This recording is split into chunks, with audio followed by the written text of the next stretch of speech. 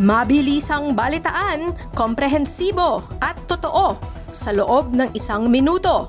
Simula na ang Diskurso Tidbits. Alice Go, guilty! Habang buhay na makukulong dahil sa qualified trafficking. COMELEC maghahain ng show cause order laban kay Marcoleta dahil sa non-disclosure ng campaign donors. VP Sara nagdeklara ng 29 na ari-arian at 88.5 million pesos na net worth sa 2024 SALN.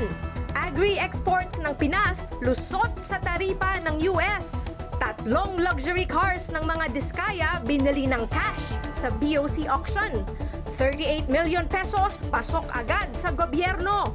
At Eman Bacosa Pacquiao, pinakabagong star ng Sparkle GMA Artists Center. Balitang mabilis, komprehensibo at totoo. Yan ang Diskurso Tidbits.